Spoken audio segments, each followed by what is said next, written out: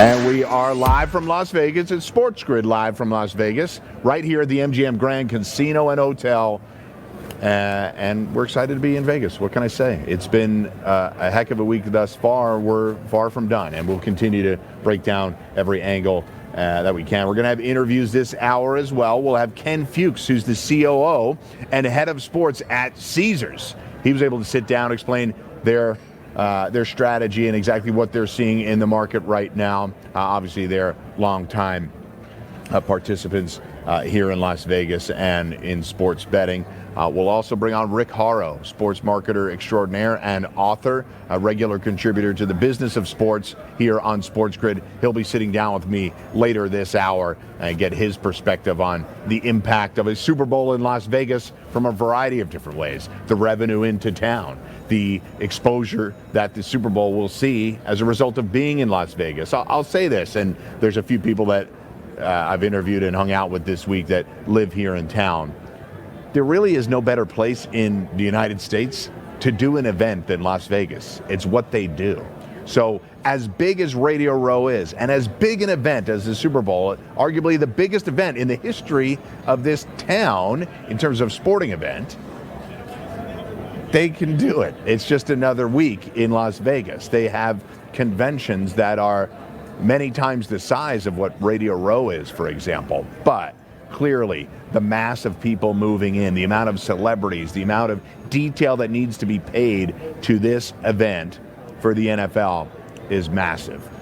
Listen to CBS Sports President Sean McManus talk about how he has been planning this Super Bowl for 2 years. So SportsGrid's been clearly in a planning phase for a long period of time. We have multiple sets here at the MGM Grand Casino, the BetMGM Sportsbook, at Radio Row. We have people running around town, grabbing different interviews on handheld cameras. So there's a lot of mobility that we need to have as a crew, as an industry, in order to be able to put this event on in the way that we see fit. So that's a little bit about what Rick will talk to us about. Obviously, we'll get back to the game here and give you a sense of exactly some other things that I think it's important to keep track of, some future markets that have happened. Obviously, the Niners and the Chiefs were amongst the favorites to win the Super Bowl. The Chiefs, the favorite since the Super Bowl ended last year, and they find themselves back in that Super Bowl. There were obviously times during the year when you could get a better price on the Chiefs than what it is right now, plus 110 to win this singular game, but plus 600 is what they went off right before the year to win the Super Bowl. But clearly through 6 losses, you were able to get a better prices. So there's people holding Chiefs futures. The Niners were 10-1 at the beginning of the season. That shortened. Then they lost a few games. Price got a little bit longer. Niners been amongst the favorites all throughout the year. Certainly the NFC favorite for quite a while. But some of the other futures that are really important to note are those playoff leaders, an important market to update everybody on, because right now the playoff leader at passing yards is still Jared Goff at 837 yards. Patrick Mahomes behind him at 718. Purdy way down the list at 519. He's, well, not way down the list, but he's down the list behind Baker Mayfield and the other 2 players that I mentioned. So barring a monster game and Mahomes not doing anything, I don't think Purdy's going to make it there, but Mahomes still needs 120 yards in order to be the NFL playoff leader in passing. Rushing yards, Isaiah Pacheco finds himself at the top of the list at 254. Christian McCaffrey, despite playing 1 less game, finds himself at 188. So he trails by nearly 70 yards. He trails Pacheco. Obviously a possibility that McCaffrey could outgain Pacheco by 70-plus yards.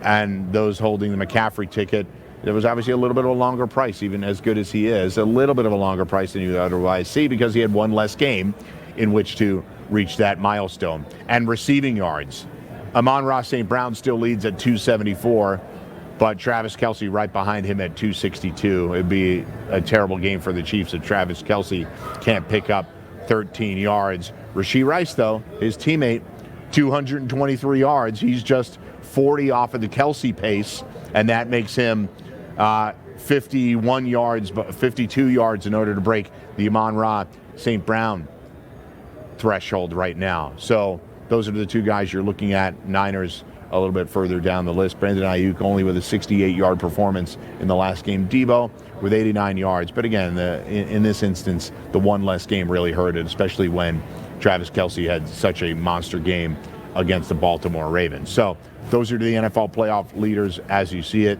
The Chiefs with the 3 games, the Niners with the 2 games, getting their players there. So keep track of all those bets and all those future markets as best we can.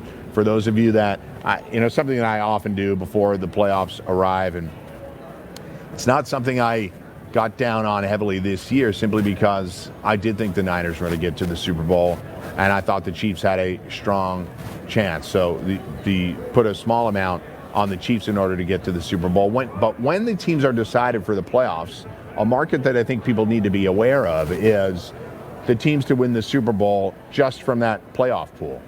Obviously, you're going to take your long shots all throughout the year and before the games start in August and early September. But when those playoff teams are set, that 14-team pool, that's when you can find yourself some really good odds. The Rams a couple of years ago were 10-1 odds to win the Super Bowl after the regular season ended. So those really odds that you need to take advantage of. And you probably got the Chiefs at a pretty good price this year because they were going on the road to play Buffalo. They were going on the road to play the Ravens if everything worked out the way it did. And it did work out that way. They thrashed the Dolphins and then picked up 2 close wins on the road and put themselves in this position. So, again, futures, NFL futures, sort of my favorite thing to talk about, favorite thing to discuss, and keep you updated along the way. When we talk about, when we have Ken Fuchs on later this hour, you'll get a sense of what the prop bets mean and how important they are and how Caesars played a role there. And we continue to update on our favorite prop bets. Deebo Samuel, I can tell you right now, has been the most popular player to discuss in terms of props. The over on his rushing yards of 16.5, the over on catches, Deebo's total over, something discussed quite a bit. And I'm even on those. I'm in favor of those bets, and I'm backing the Chiefs. I wonder aloud that with Ayuk potentially getting locked down by L'Jarius Sneed and or Trent McDuffie, what are his real opportunities? So we find other options. George Kittle, Deebo Samuel. Nick Bolton is just one man. Can't cover both players, and they utilize Deebo in such a multitude of ways.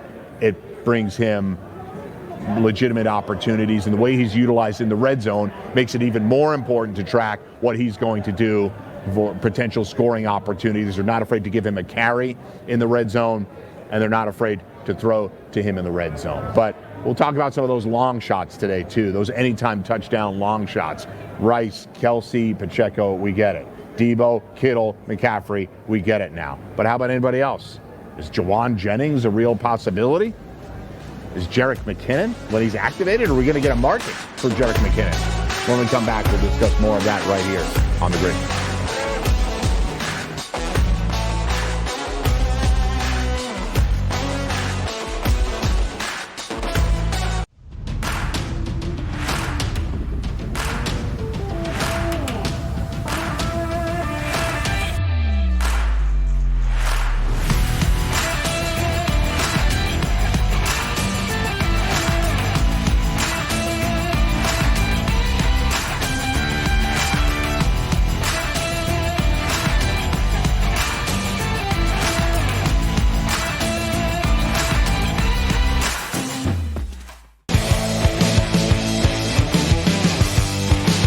Would it be a disappointment if the Chargers aren't in the playoffs this year? Yeah. Yeah. Like, that's the goal, right? Yeah. Make the playoffs this year. Yeah, the goal is to win a division because the best team in the league is in your division. So the mentality of it, forget the playoffs, forget the Super Bowl. Division. Let's win a division because we get a division. It's like college, right? Win Exactly. the conference. That's it. It's smarter to be on SportsGrid.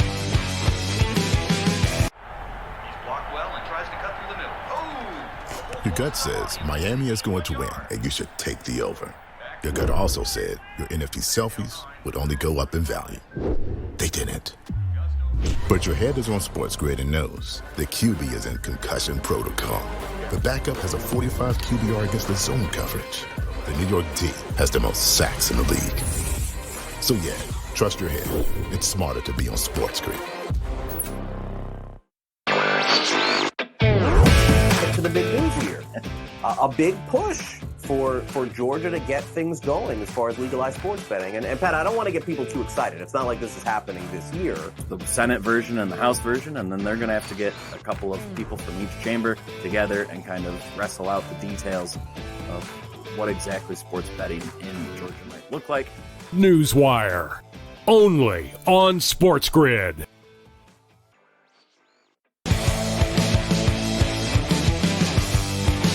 Bend but don't break, you've got to give Spags credit for that. Sure, and that's I mean, for all the criticism that's been levied at KC this season, and there's been a lot, their defense has been a dominant unit. It's been a playoff winning unit. And, you know, you ask me what's the undervalued commodity here, and it's KC's defense. It's smarter to be on SportsGrid.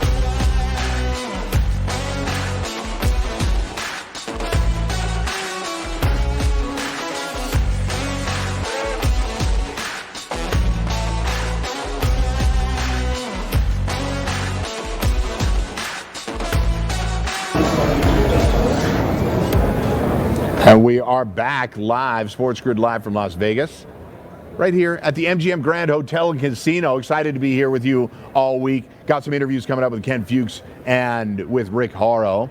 But let's get deeper into the game. More props, right? That's what this Super Bowl week is all about. You know I'm a Chiefs backer. You know that my best bet later today is going to be related to how much the Chiefs might win this game by. Specifically, I'll have to pick a score by the end of the week, and I'll do that for you as we get very late into the week. But what are we looking at right now?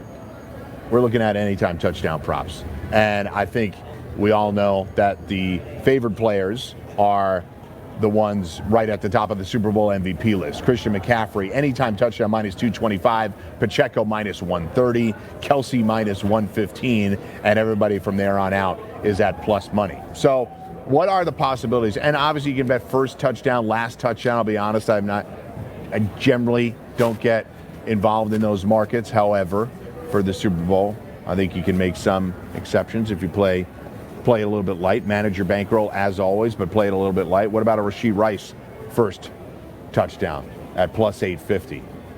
Explosive player, obviously. Do the Kansas City Chiefs do their best to get up early? I think they utilize Pacheco all throughout the game, but do they take shots early? Do they try to take advantage of what they feel, what everybody feels might be one of the weaknesses of this 49ers team? There are talented defenders in the secondary, Travarius Ward, Ambry Thomas, Lenoir, but they've also shown a penchant for committing penalties. They've gotten burned on some big plays as well. They did against the Lions. Conversely, I shouldn't say conversely, but in addition to that, we've talked about how the Niners might be susceptible to the run. Warren Sharp earlier in the week with us did a great breakdown on how I think the Chiefs will attack the outside, both with the run and with the pass, even including Travis Kelce. Getting outside from Dre Greenlaw and Fred Warner will be the best possible path for him to have a big game. But what about Rashee Rice? You try to get him involved in the offense in a big way. Rice not as explosive as their former wide receiver Tyreek Hill, who was one of the key players in their Super Bowl victory against the Niners last time out. But I just want to get a little bit further down the board. Who else could have the possibility of a touchdown? So that Rashee Rice first touchdown, anytime is plus 130. First touchdown plus 850. Something to take a look at. As you get a little bit further down, though, and like longer shots, Marquez Valdez-Scantling, You've got Juwan Jennings at plus 650. But an anytime touchdown for a guy who scored a touchdown the last time he played in the Super Bowl, Kyle Juszczyk. He's probably not the most talked about person in his family right now. His wife designing clothes for Taylor Swift and other celebrities. But Kyle Juszczyk, as Warren Sharp talked about during his Sharp report, the Niners love to use 2 running back sets, and the Chiefs have not been good in those scenarios. They will have to scheme something to slow that down. But if Juszczyk is going to be in there more often, then naturally he might have more opportunities. This offense is going to run through McCaffrey, run through Debo. But if Kyle Juszczyk is out there in 2 running back sets, they're not afraid to use him in goal line situations and high leverage situations. You saw him catching key passes against the Detroit Lions. At 10-1 for an anytime touchdown, I think there's a possibility there for those of you that like to play in that market. So Kyle Juszczyk at 10-1. If you wanted to bet him as the first touchdown, big payoff at 50-1 there, and the last touchdown 50-1, the same thing. So that's the big long shot on the Niners side. Obviously, you're going to have players like Sky Moore, who's just coming back. Do they utilize him in any way? But he's 7-1, 50-1 on the first touchdown. Mecole Hardman, who I can't see why they would give him the ball again. He touched the ball twice against the Bills and fumbled both times. He's 11-1 in that market. I'd keep an eye on Jerick McKinnon, obviously, if he's able to play, if a market pops up there. But for the Chiefs, it's just such a concentrated offense. I think the only way that you can see something happening here is if they decide to utilize a 2 tight end set. We've seen Noah Gray catch passes in the past in the end zone, and Noah Gray's at 9-1, 40-1 for that first touchdown. Again, I'm not suggesting that these markets are something you have to run to the window on and place a bet. We just have to talk about just about everybody that could touch the ball. Justin Watson, another player that we've seen make big plays, plus 650 and 33-1 in that first touchdown market. So the anytime touchdown market, obviously wildly popular. And we also are talk about multiple touchdown scores, because when we start to build, you start to build correlations within the game. Who you think is going to win? What do you think the score is going to be? How many points will be scored? You have to correlate your bets accordingly. You're not going to pick a monster game with multiple touchdowns for Patrick Mahomes if you think the Niners are going to win. It's just unlikely. It's not the way you would correlate your bets. And if you think it's going to be a low-scoring game, you're not also going to have somebody with multiple touchdowns, unless you think you can thread the needle. And I'm an Isaiah Pacheco for MVP. That's a dart I'll throw for this upcoming week. I've already done it at 35-1. How would Isaiah Pacheco get there? He has to go over his rushing yards of 67.5. So you bet that. He has to touch the ball a bunch. So you're over his rushing attempts of 16.5. Well, what else would he need to do in order to take that award away from Patrick Mahomes? Mahomes, in 2 of the Super Bowls, the 2 Super Bowl rings that he has right now, won the MVP award in both. So he's obviously the most likely. He's not even favored to win the game. Pat Mahomes favorite on the MVP board. Not to suggest that if they lost, he would win, but I wouldn't say stranger things have happened. It's only happened once in Super Bowl history. Chuck Howley in Super Bowl V, as Dallas Cowboys lost 16-13 to the Baltimore Colts. He took down the Super Bowl MVP award. But multiple touchdown market. Christian McCaffrey, 2 or more, plus 225. And my guy, Isaiah Pacheco, plus 450. So not a huge price. He's heavily favored to he's favored to score a touchdown, or he's minus money to score a touchdown, so you're not going to get that big of a price. But plus 450, for Isaiah Pacheco to score 2 touchdowns. 3 or more market, you're really gambling when it comes to that. McCaffrey at 9-1, Pacheco at 20-1. But Travis Kelce to score 2 touchdowns, plus 550. Rob Gronkowski, a tight end peer of his at points during his career, he twice scored 2 touchdowns in a Super Bowl, so not out of the question that a tight end could have multiple scores. He did it with both the Patriots against the Eagles and the Buchs against the Chiefs just a few years ago. Rashee Rice to score 2 touchdowns. Sorry, I'm getting tongue-tied. It's late in the week. 10-1. Ayuk 12-1. Debo 12-1. is interesting, and then it starts to get much, much higher from there. So the 2 touchdown market, McCaffrey, Pacheco, and Kelsey, it ends there for me. But maybe Debo, if you really wanted to expand it to a 4th player, but Ayuk, Kittle, and anybody else, I just don't see it. I will say that I have seen Patrick Mahomes run in the playoffs more, but when it gets down to the goal line, they tend to trust other players, Pacheco and more. They don't want him taking big hits, and I think everybody famously remembers that Mahomes, during a goal line sneak just a few years ago, dislocated his kneecap. I think they'll be hesitant to ever put him in that position again, but the Super Bowl is what these times are for. People are going to take, teams, coaches are going to take more risk when it comes to this game. So when we come back, we will have Ken Fuchs on with us. We'll be joined by Rick Horrow a little bit later in the hour to talk through the impact of this game on Las Vegas and exactly what's happening here, the attendance, the number of people.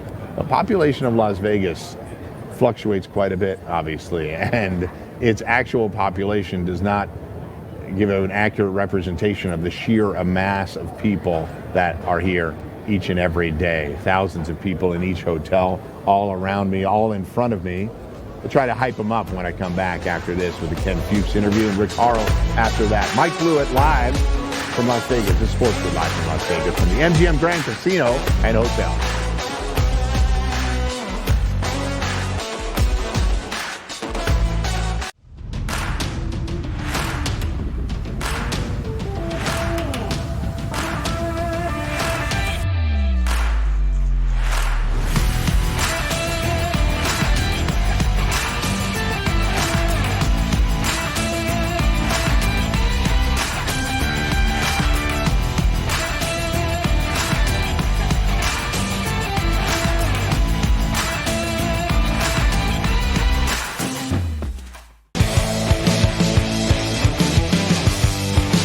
This team has been capable of overcoming deficits until this season.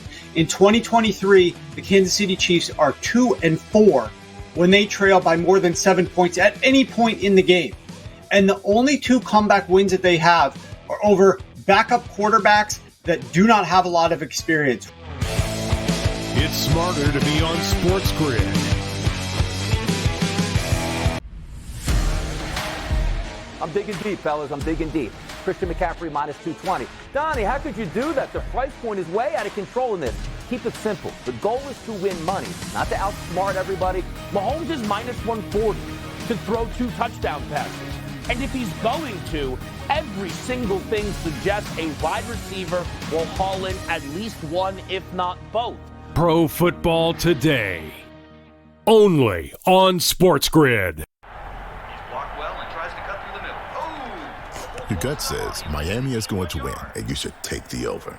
Your gut also said your NFT selfies would only go up in value. They didn't. But your head is on SportsGrid and knows the QB is in concussion protocol. The backup has a 45 QBR against the zone coverage. The New York D has the most sacks in the league. So yeah, trust your head. It's smarter to be on SportsGrid.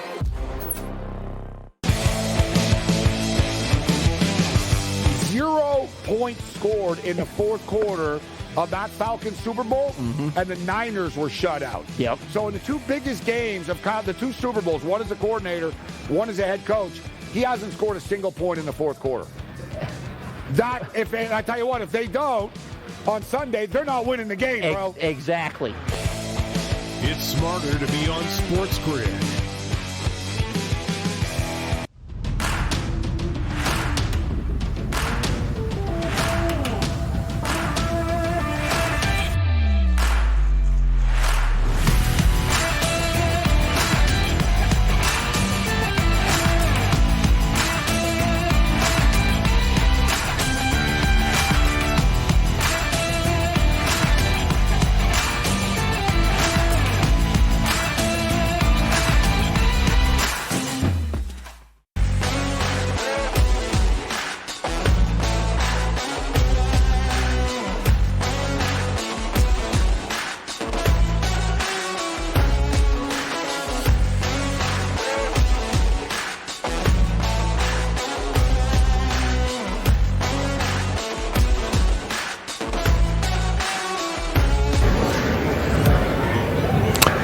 We're back, SportsGrid live from Las Vegas here at the MGM Grand Hotel and Casino. Excited to be here as always. I have an interview coming up here with Ken Fuchs, he's COO and head of sports at Caesars. And Ken gives a great perspective, and I'll let him do the talking himself, but a great perspective on what Caesars means to Las Vegas and what the sports betting scene, how it's grown, and what it's like as this sports betting scene continues to evolve from state to state. Las Vegas, really, prior to a few years ago, was the only state where you could even do it. Now, with the use of your handheld device here, you can have yourself wagering on the BetMGM app and hopefully driving your bank account a little bit. Having fun is really the key.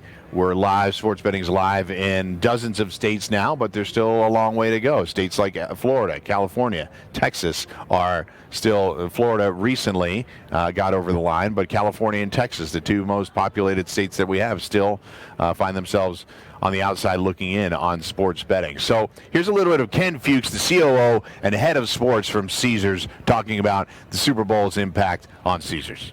Okay, we're live on set at Radio Row, live from Las Vegas. I'm Mike Blewitt, along with Ken Fuchs, head of sports at Caesars. Excited to have you here, Ken. Yeah, thank you for having me. What's it like being in Vegas? Obviously, it's your town to do events, but the Super Bowl being here just a couple of miles away has to be a little off-putting to some.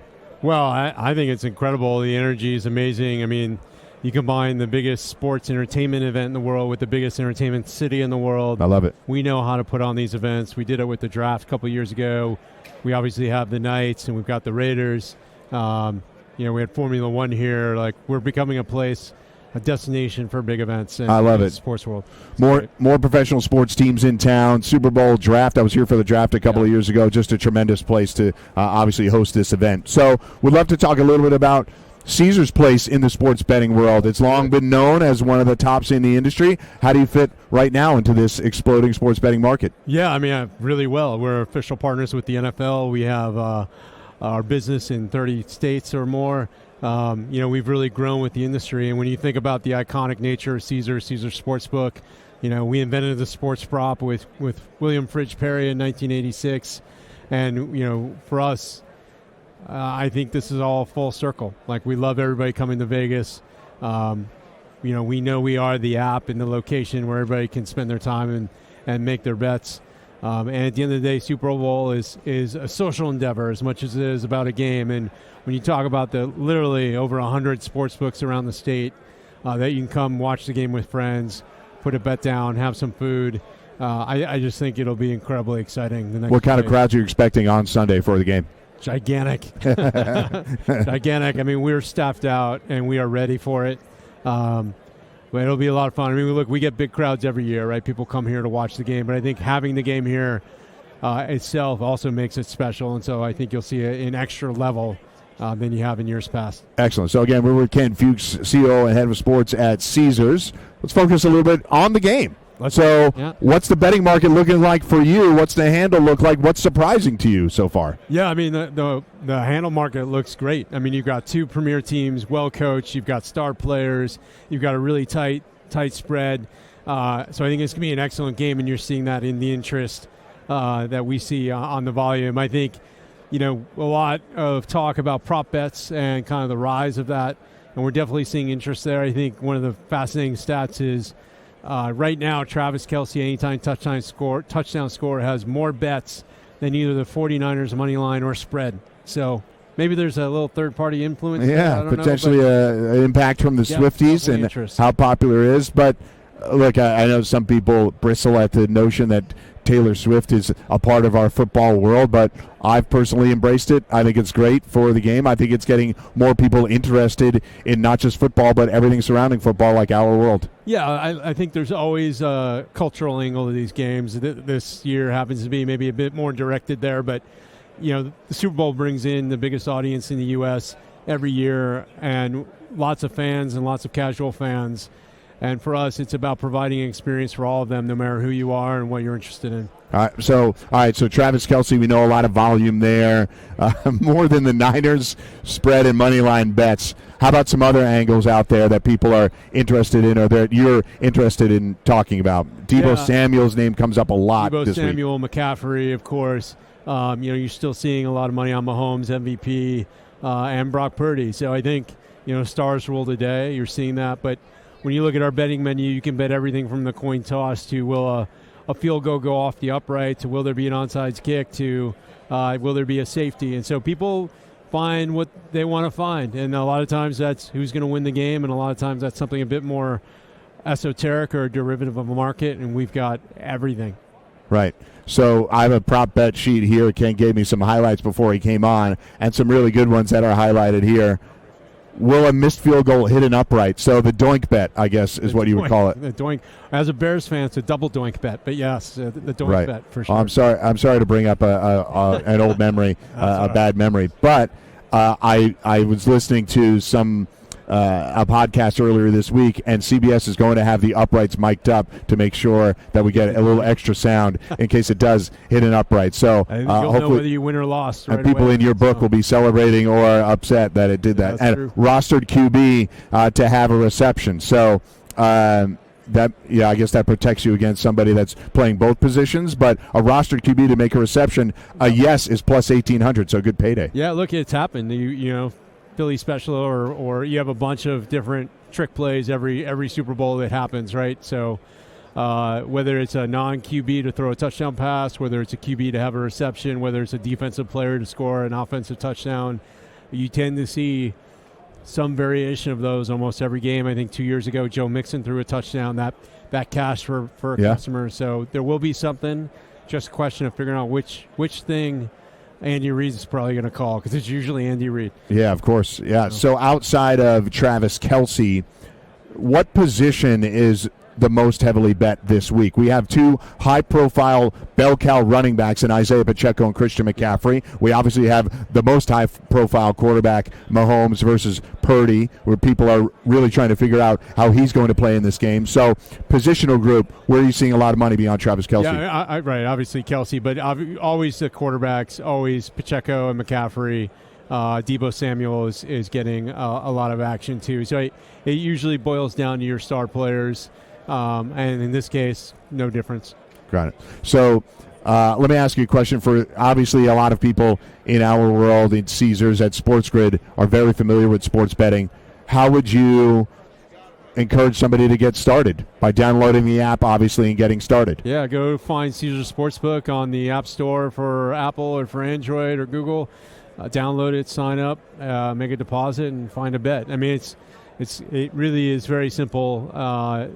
The Super Bowl's right on the homepage. You can just bet on who's going to win the game, or you can find something, whatever you're interested in, whether it's a star player or something more fun. We've got a bunch of Taylor Swift booths, if that's your thing, as well. So there's always something. As somebody with an 8-year-old daughter and that has to listen to Taylor Swift every single day, I encourage you to get to Caesars and maybe play the Taylor Swift market. Passing TD by a non-rostered QB. That's plus 1,000, another fun one out there. So download that Caesars Sportsbook app. Again, Ken Fuchs, the COO and head of sports for Caesars.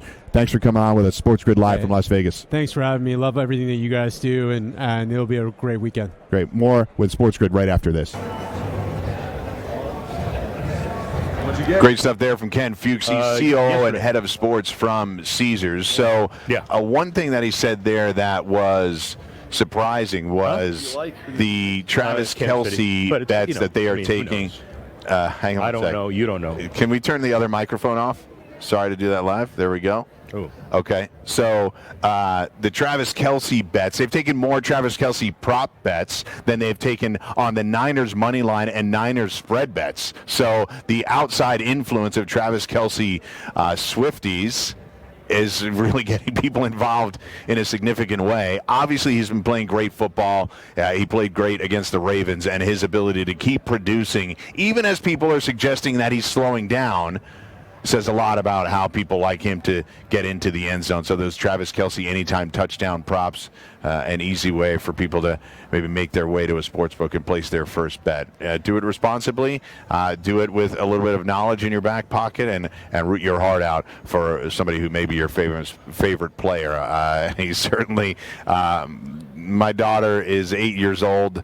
I don't know that she's a big NFL fan at the moment, but she knows who Travis Kelce is. I think she calls him number 87. So that says a lot about his impact on his outside, his off-the-field relationship and how it's impacting people the world over. She doesn't really care much about my show, to be honest, but she cares about who Travis Kelce's boyfriend might be. So great job there from Ken Fuchs, giving us some perspective on the prop market, how they influence the prop market from the early 1980s, the refrigerator Perry bet, really the first prop bet that got that market going and allows us to talk about the Super Bowl as long as we talk about it. When we come back, we're going to have Rick Horrow. Rick Horrow's on SportsGrid on a regular basis talking about sports business, sports marketing, and you'll gain some knowledge about what this Super Bowl means to the city, what the Super Bowl being here means to the NFL, and what the fans can expect to see on Sunday from a commercial standpoint, from an entertainment standpoint. We know Usher's a part of that halftime show.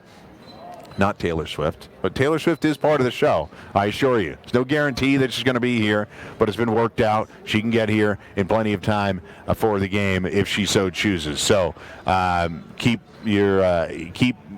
sifting through that prop market. Ken says he gave me some really fun ones. So you go to Caesars and find some of the, maybe a rostered quarterback catches a touchdown. Maybe a non-rostered QB throws a touchdown. Quarterback catches a touchdown. Non-rostered QB throws a touchdown. Rick Horrow on next on the Grid.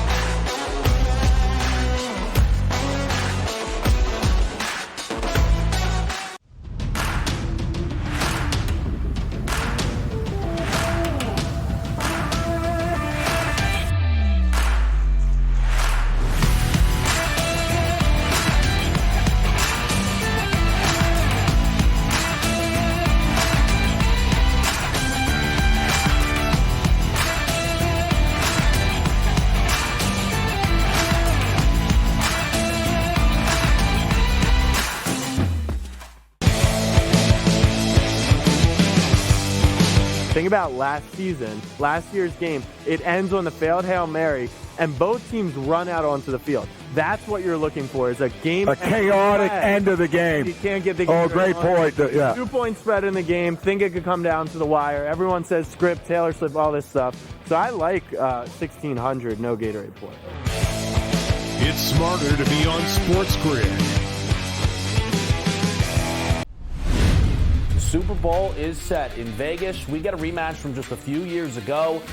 The only consistency in the playoffs has been Travis Kelce. Brock Purdy, back-to-back weeks throwing one touchdown pass, right? You can't win MVP with one touchdown pass. I hate the Chiefs, but I bet on them. This is going to be a game that is played inside a field goal now from a spread perspective. All that matters is there's one game left, the big game. It's smarter to be on SportsGrid. They have played terrible football, and yet they always win. Have you noticed? Everyone keeps talking about how bad the Niners suck as they win every week. They win every game, even games they should have. They're down 24-7, and they still won. Now we have the first excuse when the Niners lose on Sunday night. They practiced on a bad field at UNLV. They didn't get the proper conditions. Pharrell Coast to Coast. Only on SportsGrid. If he doesn't run well, the Chiefs are really in trouble. If McCaffrey doesn't run well, there's a lot more options that you can actually use at that point. And that's how I'm trying to approach it and effectively. But also, Pacheco anytime touchdown, if they're going to score a touchdown, probably going to be him. That's a good look. Attempts from Pacheco if you believe Kansas City's going to play their style. If you don't, then maybe you go under that total in regards to that. Pro Football Today. Only on SportsGrid.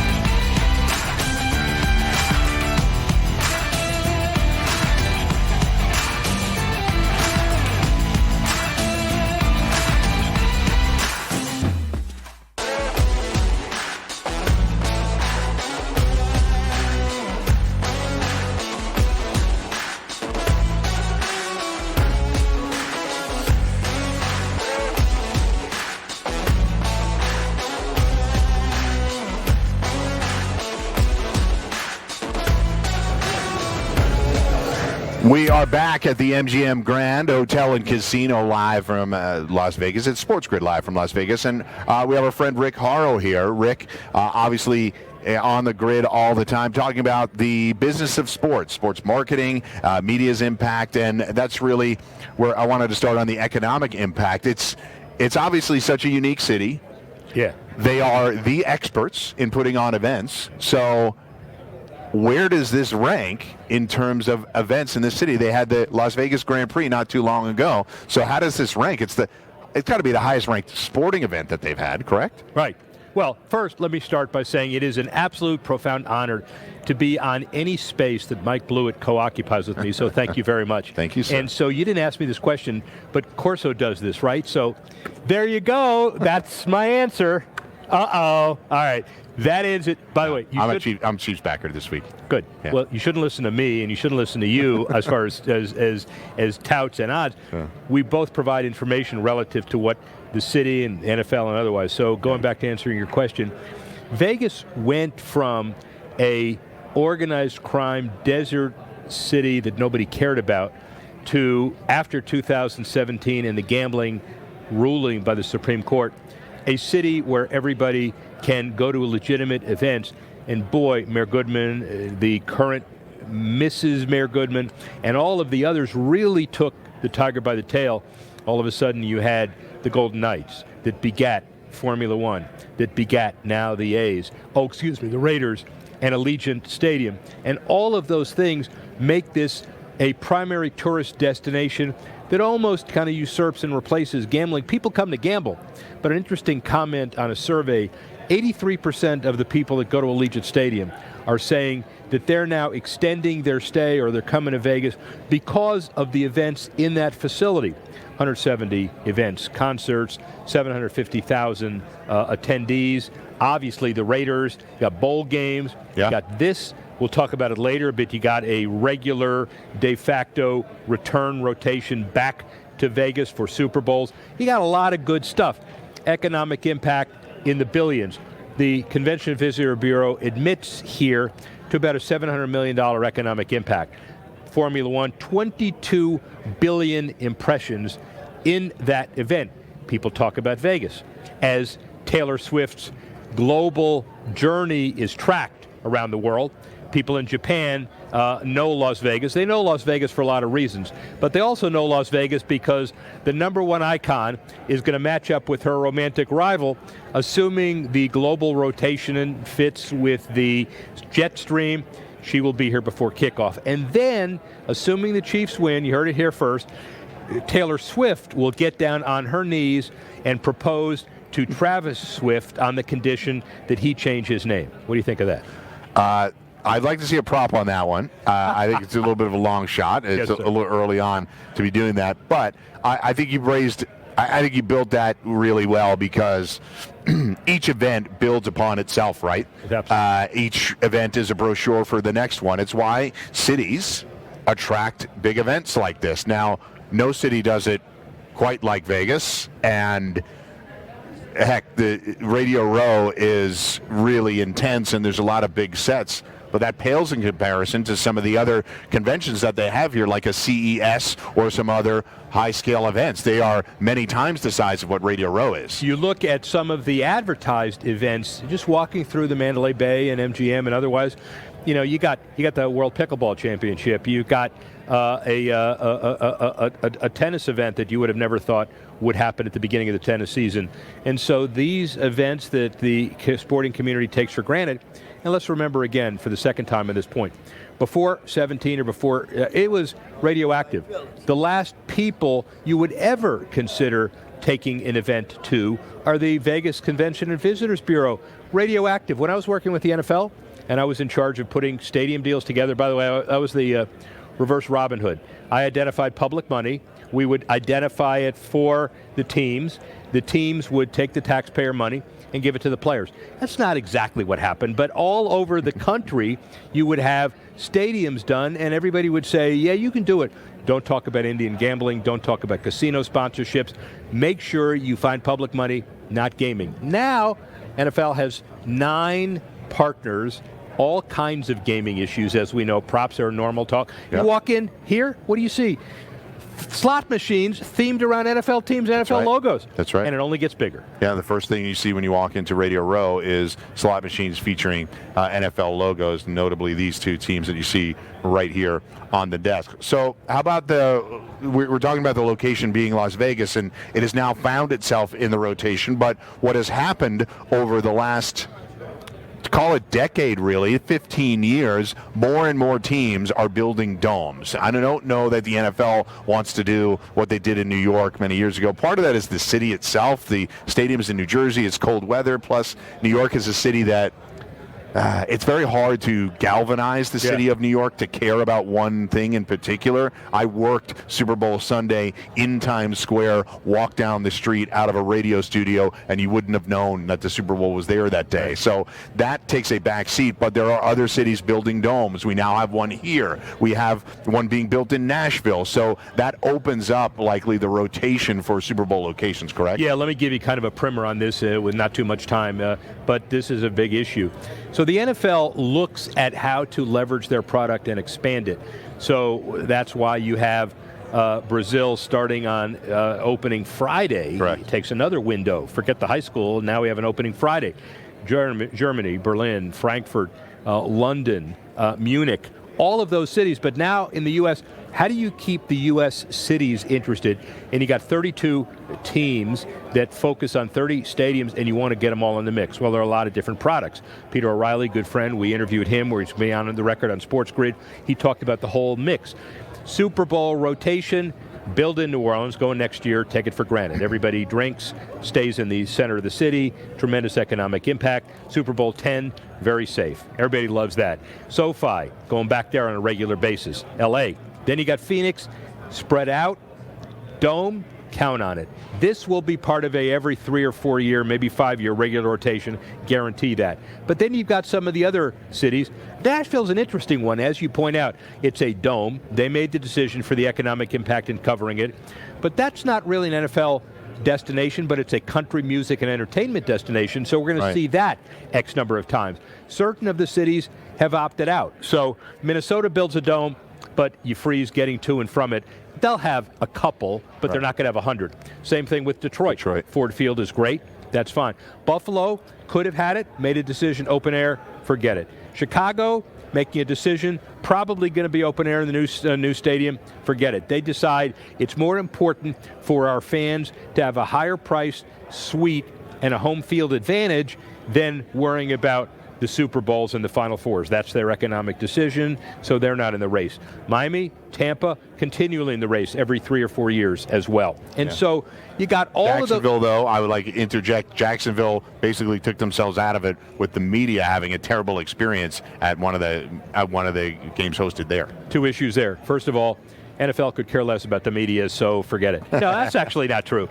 They put a lot of the owners... Well, I say that only because the media publicized how difficult they found it, and for fans to get around Jacksonville, which is one of the I think it's the largest area city in the United States. So people have to travel everywhere. There's many different neighborhoods. It makes it more difficult. And owners were put up, many of them, on the Queen Mary. They didn't like being on a ship, but that's another issue. So there are a lot of kind of personal issues for Jacksonville. They may get another one, but it may take a while. The real keys are those linchpin cities, and because Vegas is so popular, got a dome, everybody understands it's a mega event destination, it's going to make it harder for all of those other cities to stay in a regular rotation, maybe every 5th year, not every 4th year, but they're all going to continue to vie, and they've all got their chops in the game. Super Bowl, important. Draft, Detroit next year, Green Bay the year after that. I was talking to Peter O'Reilly, who controls the draft. The idiot that let the draft get away, who was then the booking guy at Radio City Music Hall, I hope he doesn't have a job anymore, because it started in Chicago, remember Philly, Nashville, all of those places. So the draft is not the mega event, but it's one of those things you can do. In cities like Kansas City, where you know you're going to not get a Super Bowl. Well, you have 200,000 or 300,000 people coming through in a weekend. That's a real impact to a city. And I went to the draft when it was in Radio City, and they kept it small. They realized it was getting bigger, but you can't you can't match what you can do in some of these other cities with grand setups, even to their credit. Philadelphia is not a big city, but they incorporated different parts, different landmarks of the city to make it a fun event. It is a different environment. If you're going to see something at Radio City Music Hall, the left, the third Rocket from the left, looks like the same from the Rockettes are different than the draft. You got to be able to draft different people. That's right. That's a different story. I can't wait for Detroit, and I really can't wait for Green Bay. That's going to be a hell of a draft. Yeah, we'll SportsGrid. We'll keep you updated as to whether or not we'll be live on the scene in Detroit, just like we were live a couple of years ago, right here in this very spot. BetMGM Sportsbook, the MGM Grand Hotel and Casino. So you talked a little bit about Brazil and obviously the push to go international. We had great success in Germany this year. The NFL had great success in Germany. How about let's talk about the media impact as we land the plane on this segment. The media impact. We looked at AFC championship games and NFC championship games that broke records. Obviously, we're breaking streaming records every time we stream an NFL playoff game. But this audience could be north of 120 million people, the largest in American history. I think it may be north of 130. And remember, the whole new streaming package, as we've defined it now, the streaming world is entirely different today than it was even a week ago. Yeah. You have the Swifties increasing NFL avidity by 9%. You know, these are people who never watched a football game before, and now they're tied into the result and they're tied into the NFL. Then you have the combination of new Nielsen and new ratings, where it used to be one church is 1 point. Now all the people who are watching in the church, all the people who are watching in the bar, X number. So you may have more than 130 million. You may have even more. But the NFL is figuring out new windows. You now have a early Martin Luther King window that was everybody's surprise after Snow postponed that Buffalo-Pittsburgh game. Correct. All of a sudden, luckily, that wild card weekend every year is going to fall on Martin Luther King Day. Pity the poor NBA, because they thought they had that for themselves, just like Christmas. Yeah. But it doesn't matter. The NFL continues to generate box office revenues, and they'll go even further. Right. So, and this all leads to, I think people sometimes have a sense of, look, where else are you going to get an audience from? They're finding it. They're going to Brazil to do it. Yeah. They're going to Germany to do it. Multiple German cities, right? Not just Berlin, not just their largest city. They go to Frankfurt in order to do it and take advantage of some of the affinity that was born out of NFL Europe and the World League many years ago. So drilling down into the international audience, and yes, it is a wildly unique scenario. And for all you conspiracy theorists out there, you're watching the wrong show. I'm not a conspiracy guy. But when you find a pop star that happens to be watching the games and attending the games, naturally they're going to take advantage of it. Well, and why wouldn't they? And why wouldn't you? The bottom line is this lady has the ability to register 40,000 people overnight. Democrat, Republican, I don't care what it is, just because she says get out the vote. Yeah. And now that she has a friend who is probably one of the most prolific tight ends in history, it's all the better for everybody. Yeah, great stuff, as always, from Rick Horrow. You find him on SportsGrid on a regular basis, bringing us all the news on the business of sports. When I come back, I'll give you my best bet for the day right here. SportsGrid live from Las Vegas.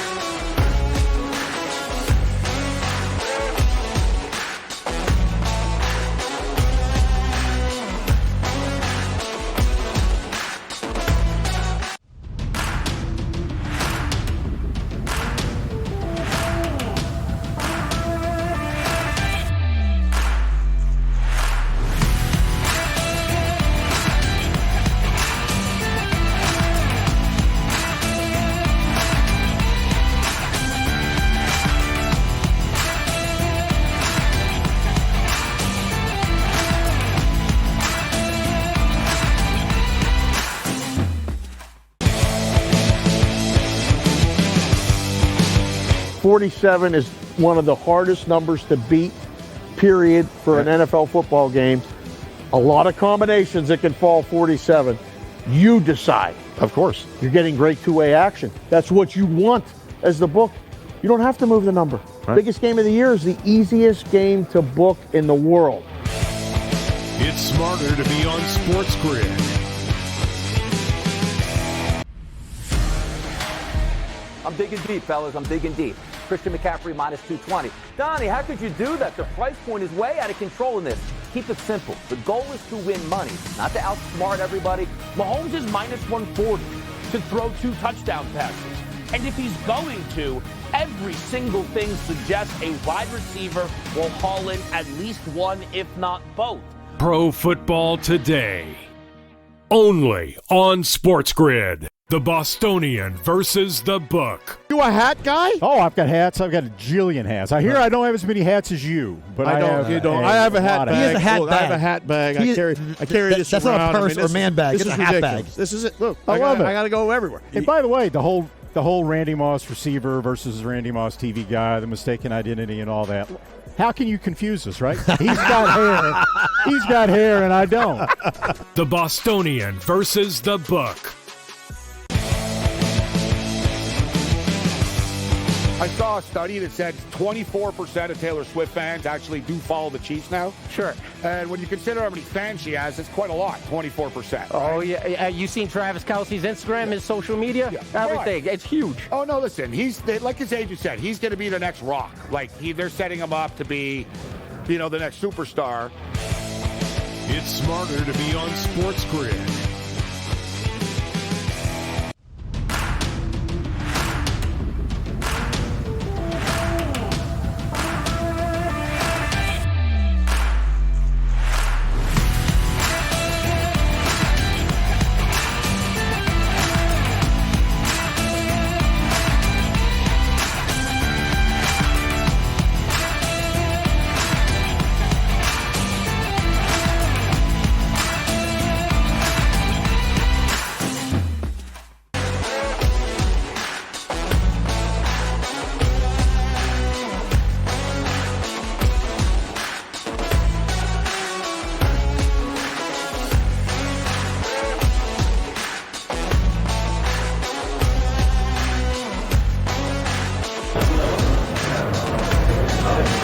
Closing out SportsGrid live from Las Vegas right here at the BetMGM Grand Hotel and Casino. A lot of people to thank today. Appreciate everybody that sat down with me for an interview.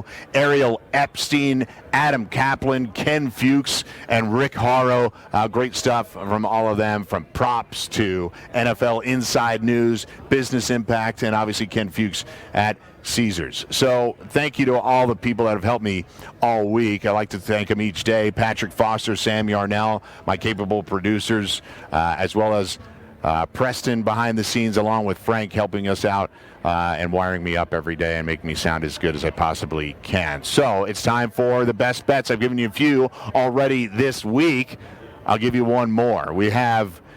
I talked about how the Chiefs, we talked about winning margin earlier in this program, and winning margin is a different way to attack this because picking the final score is nearly impossible. You're trying to predict something with too many twists and turns. The fact that I did it a couple of years ago, Rams-Bengals, is kind of immaterial to me. I got lucky, and I don't think I'll ever get that lucky again. But you can bet winning margin. So here's a way you can attack it. I'll say, since I'm betting the Chiefs, you can bet the Chiefs by 1-6 on the BetMGM app. 1-6 by winning margin, or by 7-12 on winning margin. It's plus 333 at 1-6 and plus 550 at 7-12. So if you just say bet $50 on each of those, your outlay is $100. And if the game falls within 1-12 and they win the game, you have at least a $116 profit there if it falls 1-6, or even better, a $225 profit if it falls 7-12. So winning margin Chiefs 1-6 and winning margin Chiefs 7-12. So you got to bet them both here in order to cover yourself. Like I said, I did it for the UConn National Championship game, covered a couple of different bands of scoring, a couple of different bands of winning margin, and it ended up being a profitable night. So I'm building it all. I like Pacheco. I like Butker. I like the Chiefs winning margin here. I think you know which way I'm leaning. We'll have more prop bets, and we'll recap them all for you at the end of the week. But for today, that's where we are. Backing the Chiefs, winning margin. Thanks again to everybody that joined us. Thanks for watching and listening. We're live from Las Vegas every day out here as we gear up to Super Bowl LVIII this weekend. We'll see you tomorrow. Gabe Morency after this.